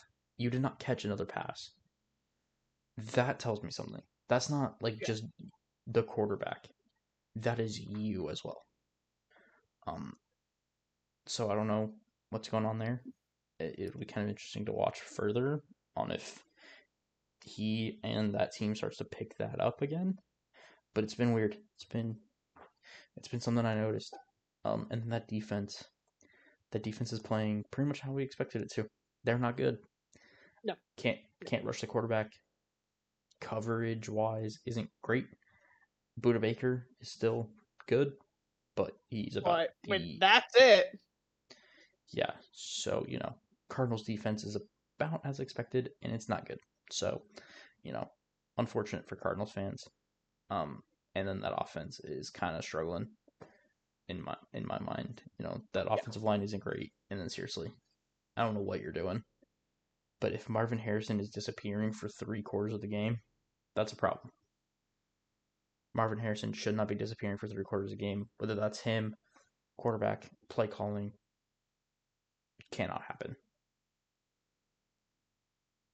But that's really it for that game. It wasn't close. It's really interesting that last year and this year, two historically terrible franchises, right? It's been bad. Have the second pick in the draft. Again, it's not like this is out of the ordinary. And then come out and they're having great season. They're having franchise seasons. I'm not saying the Commanders are going to do what the Texans did. I'm not saying that we need to crown Jaden Daniels or CJ Stroud anything. It's week 4. But to see these franchises that have been so down for so long get Finally, this revitalization, to finally find their guy, to finally have the thing. It's incredible to watch as a fan of football. If you were not excited by the Texans last year and you're not excited by the Cardinals this year, you're not a Commanders. football fan. Yeah, Commanders. What the fuck is wrong with me right now? Um, and you're not excited about the Commanders now, you're not a football fan. You're a fan of a team for whatever arbitrary reason. It's been incredible to see the culture change, the coaching change. I wasn't as high on Dan Quinn. I Um, wasn't either. I thought his defense was overrated. In Dallas, I thought it was more star power or star names than star power. Um, and I do think the defense in Washington could be better. But to see Jaden Daniels playing the way he is, to see this fan base excited for the first time in a long time. You know, they thought Kirk was the guy and he couldn't get going. Thought RG3 was the guy. Now, I do think there were other problems there. I'm not going to say there weren't. But with the ownership change and the coaching change and it's phenomenal to see. Yeah, and And then I'm excited for them. you now see Dallas's defense kind of suck. So Yeah. So I'm like, okay. I hands up, I was wrong. I was wrong. Um, but yeah, it's great to see. I'm excited for him. Um, he's playing really well. I think the first week I had concerns about how he was playing, um, in terms of recklessness. He's really cleaned that up. I think it's going yep. really well. Um, so yeah, it's not perfect. He did have the interception, but he's a quarterback. They have those. That happens. It's not anything to freak out about.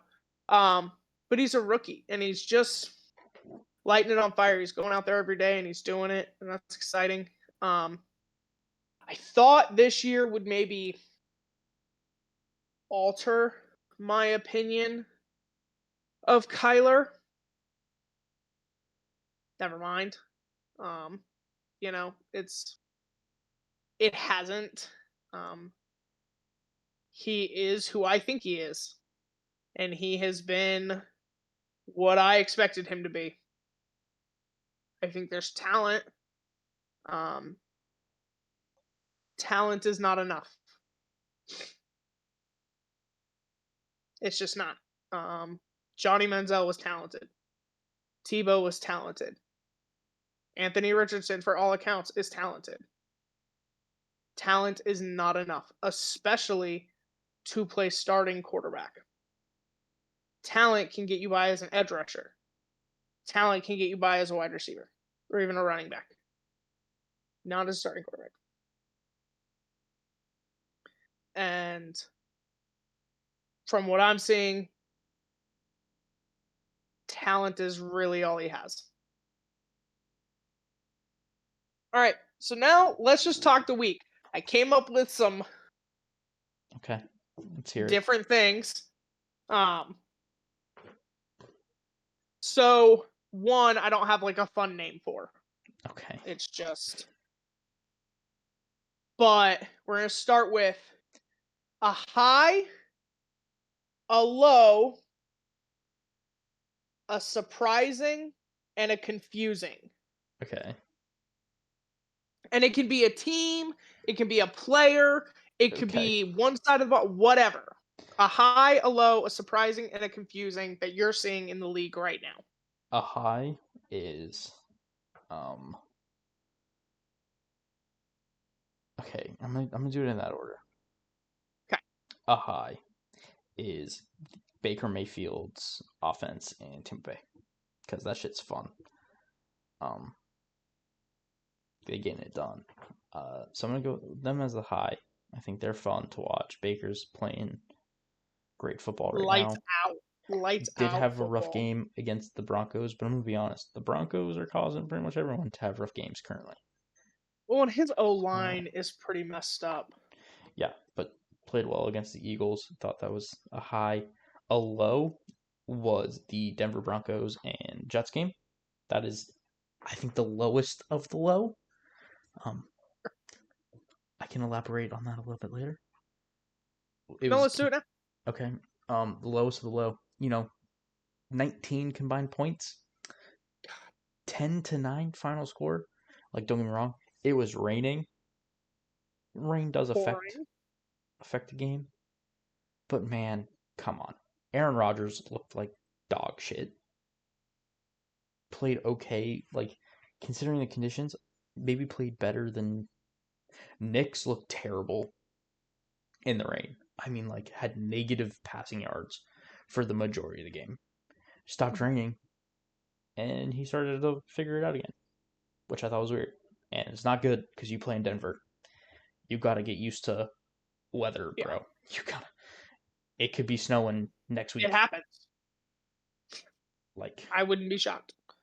yeah, I The know. thing that gets me, you and I said this because we were on the phone with each other for all of Red Zone. To our viewers, by the way, there was like 20 minutes in the beginning. We were just trying to text and that wasn't working.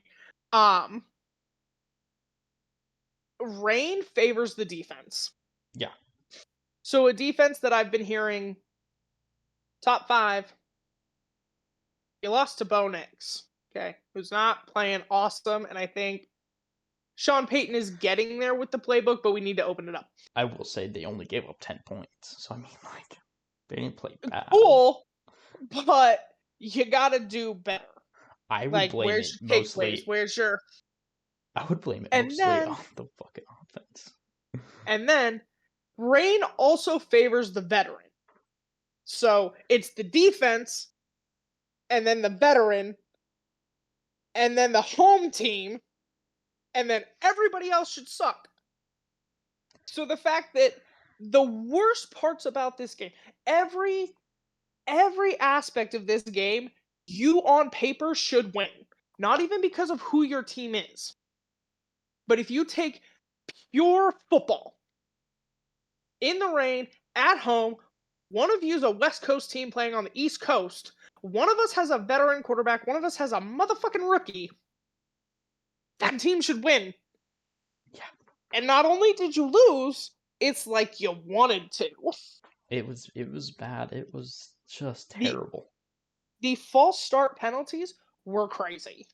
It was fucking terrible. And then Rogers and Salah's bitch fight through the media is getting old. I, man, I don't even know. It was just so boring. It was so boring.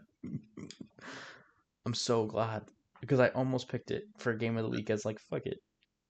I'll watch a rookie and an old man fight, They're and gonna lose I'm next so week. glad. Oh no, I know. I'm so excited. I'm so ready. Um, and then what was the other two? It was high, low, Surprising and confusing. surprising, and confusing. Okay, surprising. I will go with the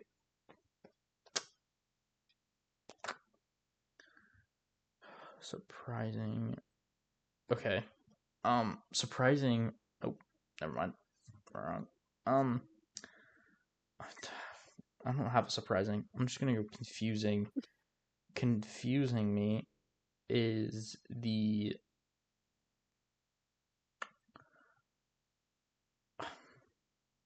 Dolphins. I don't even. I don't. Yeah, the Dolphins. Sure. Okay. Um. How? Okay. You don't have Tua. I get it. Sure. How the fuck with that offense do you still not do shit? I don't care that you have Tyler Huntley as your or Snoop Huntley as your quarterback. You still have Tyreek Hill, Devon Achan, Jalen Waddle. These players are fast as fuck. You should be able to figure out something against a not really good Titans team. So I'm just a little confused on how the Dolphins are playing this bad when they have all these weapons. It's crazy because I did watch this game yesterday. The whole team, like the whole team, just looks like it's imploded. Huntley had zero protection in the pocket. He was making good throws. Waddle straight up dropped one. A brilliant pass. like dropped right in his arms, in the chest, just dropped it. Tyreek was not on the field the whole time. The defense, the best. Phillips went out in the, I want to say just Stop. not. Oh my god. I think he's You're back. good. Okay. It was just Um, doing its weird choppy bullshit. Phillips went out in like the third quarter, um, with an injury. The whole team looks like it's just implode. It's just I don't even know. It's like we have all this brew on First Things First last year. Called them the break dancers of the league because it's flashy and it's fun, but it's not aggressive or efficient football. And it looks like they're the Australian I was gonna breakdancer say. this year. Is like technically sure. That's not what that's supposed to look like though. It's just imploded. Because I agreed. I thought with Huntley and with Mike McDaniel and this defense, they could hold it together. Like last night should have been a win, and it's just it's not been great. It's not been good. Yeah, that would be my confusing and surprising, I guess. Okay. Um, my high would be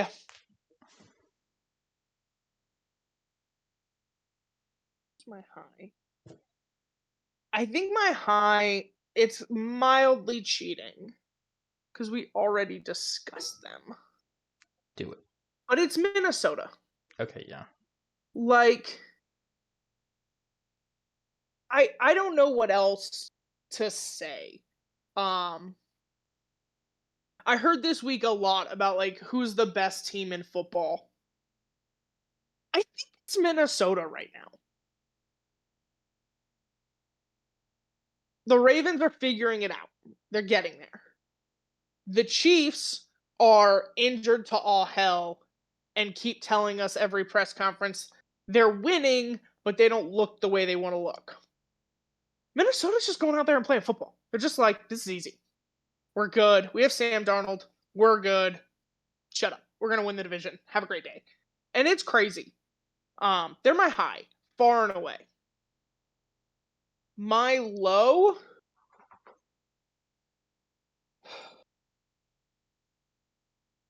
I'm caught between two.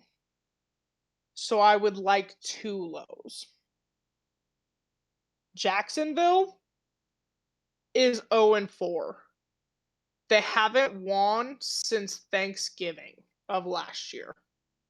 Um, and we've started the pissing match Mm-hmm. in the press.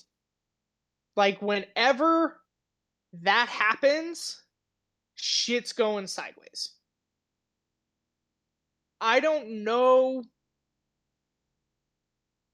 I don't know what the problem is. I don't know if we don't know how to pay attention to the details. Lawrence is missing like wide open passes. The defense seems to be non-existent. Like I don't like. I know Josh Allen's a great defender. I didn't think losing him was gonna break that defense. It clearly did. Um, I definitely think he and my other low are duking it out for the first to be fired. Yeah. Because my other low is the Eagles. Mm. Yep. Yep. Do not come out in a press conference and tell me the reason Saquon Barkley didn't get touches is because you went 3-and-out 3 times. You sound stupid as fuck. Yeah. You can hand the ball to Saquon 3 times. Like, I don't give a shit. You sound incompetent as a head coach when you say that. Why didn't Saquon get the ball? Well, we only had the ball 3 times for 3 drives. What? What? That's called football. You're supposed to play. You're supposed to get 10 yards and then you go more than 3 times. You're paying Saquon Barkley, an elite running back, $30 million. Give him the fucking ball, especially if you're missing Smith and Brown. Like, who else are you going to give the ball to? What's the problem? Yeah. It, You sound stupid. you know, And then for your quarterback to come out and in his press conference be asked, "Hey, are you and Sirianni talking? Are y'all figuring this out?" And for him to turn around and go, "We have our moments," and end the conversation, that's some sketchy shit. That's not good. That's not positive. I promise you, the Ravens, the Chiefs, the Bills could all be 0-4 right now and would never no, just be like, yeah, well, me and my head coach fucking hate each other.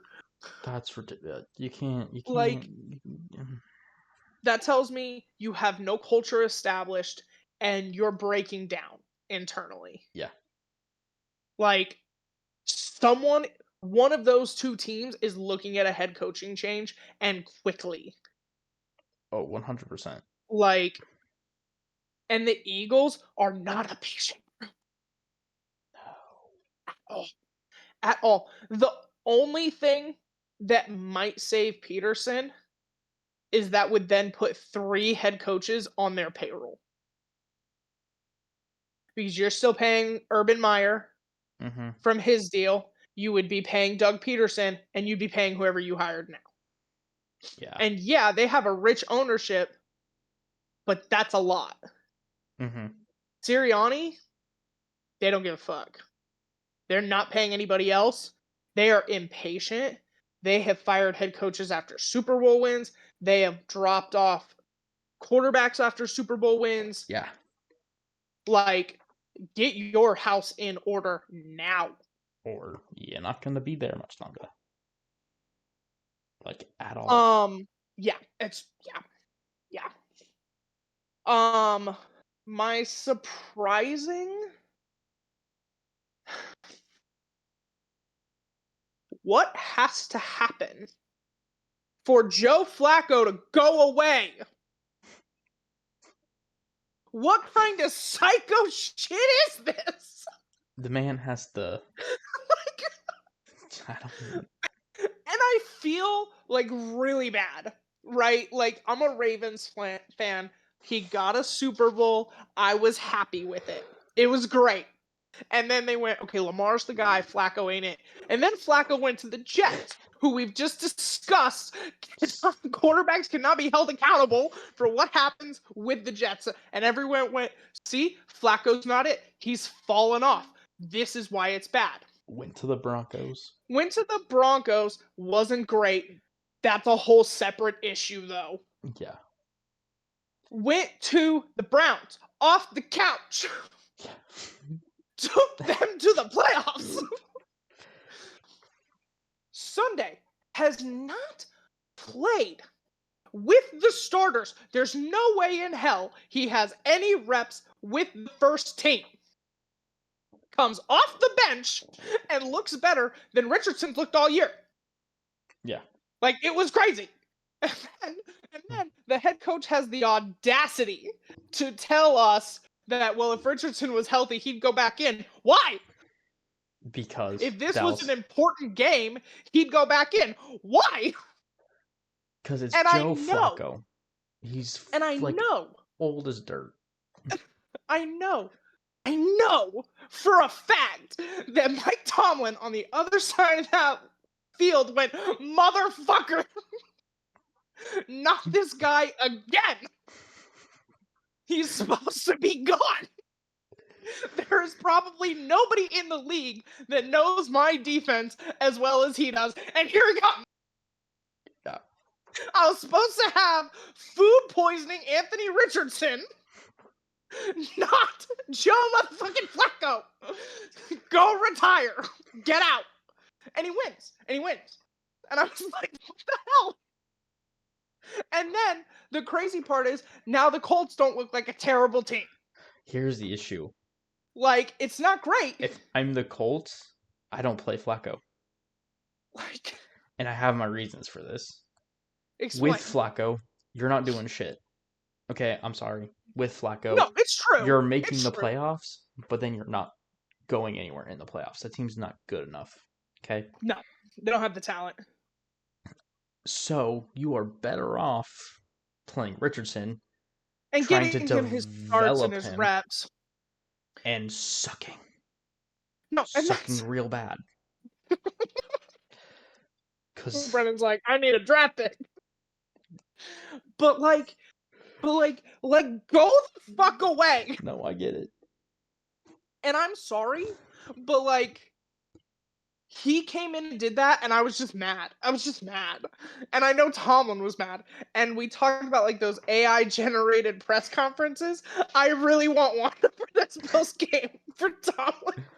For someone to be like, so you finally got a loss. Be like, well, yeah, this oldest motherfucker that's seen my defense from the start of it came in and went, screw you.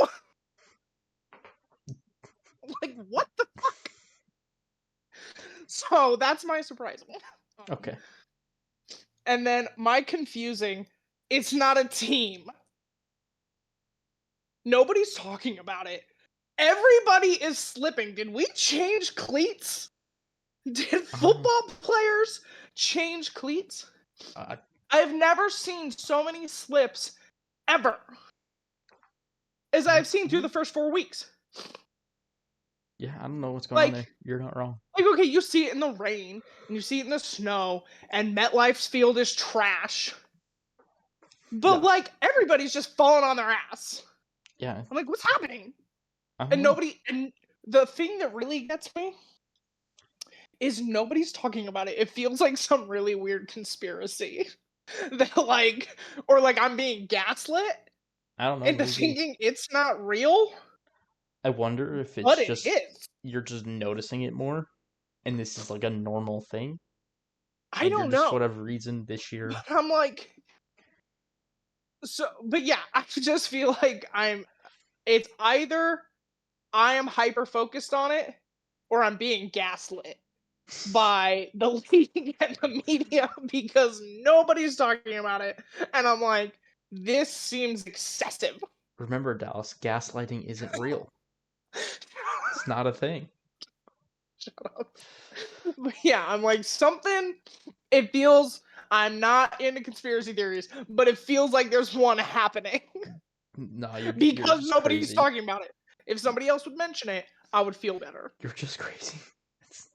That's the answer. I'm not crazy. It's there. It's real. I see it. I see it. I just think it's also not out of the ordinary. People slip a lot in the NFL. Clearly. Like I don't know. It just doesn't feel out of the ordinary. All right. And then I think that was my only two questions. The only there were a couple games we didn't talk about. Oh, you know what? I actually did want to bring something up. Okay. I feel like don't roll your eyes at me. I was like, to me, there's just no game worth bringing up. It's not really a game. Oh, okay. It kind of is. Now I forget the second half of my point, so give me a second. Oh my god. I feel like I had 2 takes in the off season confirmed Okay. this season so far. Take number 1, the Cowboys do not want a Super Bowl. Yeah. They don't. No, that's clear. The game against the Giants was not good. I understand that people are like, oh, they stopped the run. You stopped a guy that was averaging 1.7 yards a carry to get him down to 1.3 yards a carry.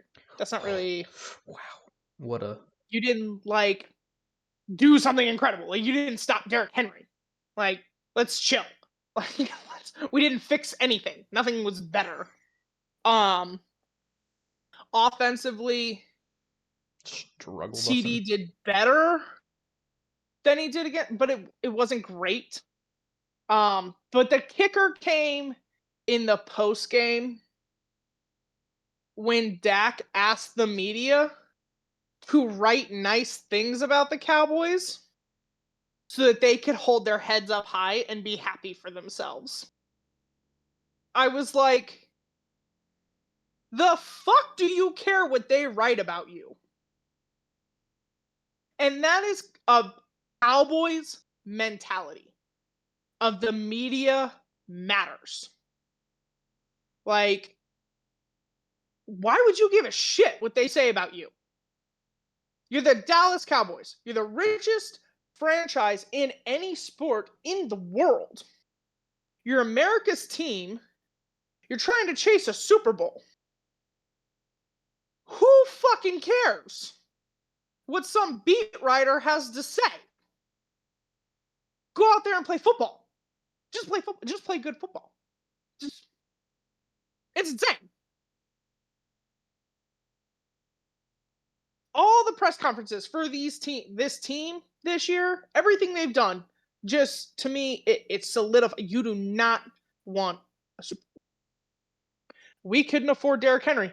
Bitch, he's $5 million. What are you talking about? He's Ravens are paying $5 million for him this year. What are you talking about? You couldn't afford him. They're paying 15. He's the $5 million for this year for a cap hit. 10 of it is a signing bonus. Oh, okay. Well, I mean, $5 million. you still have to. He's worth $10 billion. Don't tell me you can't cut that check. He's cheap. Is Like, he's cheap. He's paying Dax 260. Don't tell me he's cheap. He's cheap in the wrong ways. Okay, he's chill. He's too worried about making money. He won't do that. Like, He's not gonna pay an old ass Derrick Henry. Like, what's happening? They're asked, whose fault is it that your team is terrible? It's probably mine. You're goddamn right it's yours. Whose else could it be? Like, yeah, okay, you can't go out there and make the plays for the players. I get that. I respect that. That's true. But at some point, you have to build a team to win. If your team's not good at the run, maybe don't re-sign Ezekiel Elliott. You had Josh Jacobs on the market. You had Aaron Jones on the market. Joe Mixon. You didn't want to pay Henry, fine. You had Saquon Barkley on the market. You had all of these A-plus running backs on the market. And we went, fuck it. We'll re-sign Zeke. Oh, and Dalvin Cook, who I like and I think is talented, but he didn't do shit last year. Is that guy even in shape? Based off how much he's on the field, I'm saying no. What the fuck? Well, if they shut down CeeDee Lamb, it's kind of hard for him to get going. Okay. Ayuk wanted a new deal, wanted to go somewhere else. Stephon Diggs was on the market. All of these people were available, and we went, fuck it. Our run defense is trash. Okay. Go get a linebacker. Like, do something, Do anything to fix the problems that you've had for years. It's not like this is a new problem. It's not like this is new to the Cowboys. You couldn't stop the run last year. You knew that after the Packers ran all over you. Do something. Do anything. And then you come out here and you tell me, can you guys write nice things about us? No, I cannot. No, I cannot, because y'all are trash and you don't want to win. And just tell me. Just be honest. It's okay. We all have different priorities in life. So yeah, that was my confirmed take of the week. Do you have a confirmed or deconfirmed take that you thought you had and now you're like, I was wrong or I was right? Well, I wouldn't say so yet, honestly. Okay. Still a little early for me to be like I was right or wrong on anything I said. Yeah. I think 4 weeks is a little early. A little early. And that's fair. Cowboys are just that bad. Yeah, I get it. the Cowboys. So, all right. All Well, right. then let's look ahead to next week. Brennan, tell us about Seattle and tell us your game of the week. Yeah. So, Seattle is at the New York Giants, 125 Pacific, 425 Eastern. It. I'm hoping this is just a bounce back game. Giants, not a good football team. Um, I'm kind of thinking they're gonna sit the vast majority of the defense. If they're not 100% ready. And I think that's fair, considering the game after this is more important. Giants not very good. I do think you can get away with the defense you had against the Lions against the Giants. That's fair. Um, because yeah, not a very good team, not a great O line, struggle with weapons other than the league neighbors. But I think as long as the secondary figures their shit out, you can rock in with the same defensive line you did with the Lions and probably be fine. Um, just a shitty, unlucky, best offensive line in the league going against an absolute demolished defensive line didn't work out at all. Giants Fair. don't have a good offensive line. Offense should be fine. They look great. Like again, Giants not a good football team. Hoping for a big bounce back win. Kind of need one out of McDonald. Like we said, these are the moments. Um, when you lose, when you lose, how you respond, like does Yeah, the problems continue? Do they get corrected? Do they just get corrected in the short term, long term? Um, so I think that's really what I'm watching for. How do the Seahawks bounce back defensively? In this game, and does the offense continue doing what they've been doing? Or at least continue what they did last week or this week into next week. And then for fair. my game of the week, I'm going for Minnesota versus the New York Jets in London, actually. A 6:30 game. Kind of regretting having to be up that early. Not gonna lie, probably won't watch it live. Probably will just watch a replay. Because there's no way in hell I'm getting up that early. Um, but I still want to watch that game. So maybe I will be up that early because I think it will be a fun game. Really looking forward to Sam Darnold's return to New York to kind of prove that New York's a shithole Yeah. for quarterbacks, and I just love watching New York lose. There's something about it. It just makes me laugh. I don't know. Hearing all this, New York's top five. Garrett Wilson is. I have a lot of spite to the New York Jets. Thought it was bullshit that they won Offensive Rookie of the Year that year. Thought it was bullshit. Thought it was bullshit. Fucking bullshit. Kenneth Walker was the real Offensive Player of the Year that year. Get it right. Sauce, I think, is overrated to an extent, honestly. No, that's fair. That's fair. Don't get me wrong. Tyreek Woolen did not play well this week, so I can't really say much, but I do think Sauce is overrated. Um, I do like he's good. He's good at coverage, but man, he cannot catch the ball to save his life. And there are times where that matters. When Aiden Hutchinson out intercepts you most seasons, you got a problem. It's yeah, you got a problem. But yeah, I'm just looking forward to watching Minnesota beat them. This is kind of the game that I want to be a blowout. Um, That's fair. yeah, that's really why I picked the game of the week. I was gonna pick them, There you go. um, because I thought it's one of the best games this week, and two, I will be up. Um, I have to work, I mean, so me I and you was could like, trade. We could "This is perfect. we We could can just do that." Um, we could do that because yeah, I was like, "I'm gonna be up. It's something to fucking watch." Other than these half-ass talks, like I get really tired of hearing about the betting odds, but that's all that's on that early in the morning. So I will watch it regardless, um, whether we trade or not. But yeah, I am gonna uh, watch it. I'm excited for it. I'd rather It's watch always that. fun when they go to London. Yeah, Like So, um, for Baltimore this week, their first divisional game against the Cincinnati Bengals. They are in Baltimore. They are in Baltimore. I think Baltimore versus Cincinnati at 10 a.m. Pacific time, so 1 p.m. Eastern. They are in Baltimore. Look, Baltimore and Lamar have owned the Bengals. I am mildly concerned about the pass defense. With Jamar Chase, T. Higgins has finally gotten going. Um, I do think the Ravens offensively will have their way. The Bengals defense has been terrible.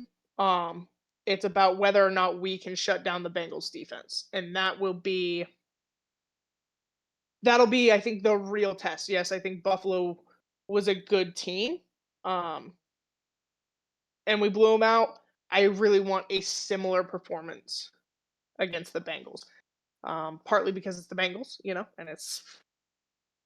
and partly because let's prove that last week wasn't a fluke. This is who we are. We're getting back. This would get us above 500. Then next week we're on to Washington, which is an NFC team, and we all know Lamar's record against the NFC. So this game matters. I think it will have big implications as the season rolls on. And yeah, division matchups, they're always good, they're always tough. But yeah, Baltimore tends to own Cincinnati, so I'm just hoping that continues. As for my game of the week, I picked Buffalo versus Houston at 10 a.m. About the Pacific only other time, game. 1 p.m. Eastern. This week's lineup just isn't awesome. I didn't love picking Buffalo just because I watched them last week. But both of these teams are, in theory, playoff teams. They are expected to lead, fight, win their division. So this could have playoff implications down the line. I think it's the best on the board. It'll be interesting to see how Buffalo responds. Teams that get blown out tend to Figure come it back out. with a vengeance the next week. But Houston seems like they've finally kind of found their stride again. We'll see if they have Joe Mixon back. I do think that makes an impact. So yeah, I don't love having two 10 a.m. games, but I'll probably end up, I'll rewatch both at least on the condensed replay version. So yeah, I kind of wish this week of football was next week's football. Because next week we're not going to get the chance to watch a ton of football. I think it's next week. Yeah. So I wish they were swapped. No, I Um, gotcha. I gotcha. but I'll we're get to rolling with watch the what we got. I Seahawks don't. game Well, go you. that week Um, because they play Thursday because the world hates me. I will not get. I will have to watch the replay of the Ravens. I'm gonna see what time it is, and maybe I can download it and listen to it on the drive back. Well, there you go. And Bree like, can we listen to music? And I'll be like, no, we can't. Sorry. But yeah. So this week does kick off the first round of buys with the Commanders, Yep.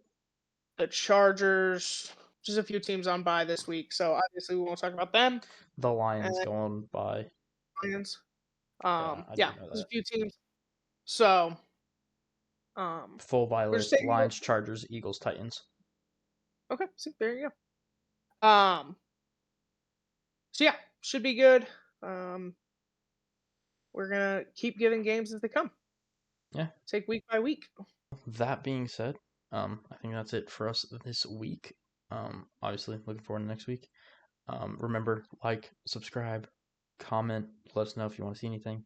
Obviously, always willing to listen to you guys, hear you out. And then I've been Brendan. And I've been Dallas. And this has been Flocksmith's Podcast. So thank you all for joining us for another week.